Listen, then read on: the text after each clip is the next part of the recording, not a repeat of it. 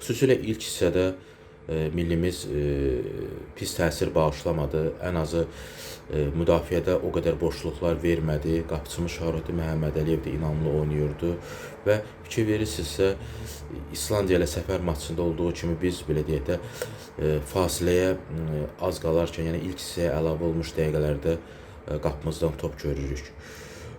Amma Reykjavikdəki maçda o vaxt millimizin sükan arxasında olan Fernando Santos, daha təcrübəli mütəxəssisin komandası meydanda aciz görünürdüsə və ikinci hissədə başlayan kimi qolları saralayaraq sonda 0-5 hesablı ağır məğlubiyyət almışdıqsa, bu dəfə fərqli oldu.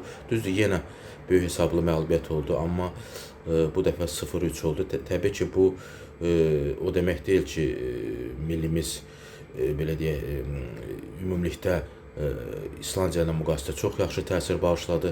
Ən əsas odur ki, mübarizlik var idi. Futbolçular meydanda canlarını qoydular. Bu da təbii ki, baş məşqçi dəyişikliyindən sonra yerli mütəxəssisin gəlişindən Ayxan Abbasovun komandası sükan arxasından keçdikdən sonra olan belə deyək də söhbətlərin, xüsusilə də psixoloji hazırlığın təsirinin nəticəsidir ki, futbolçularımız meydanda döyüşürlər.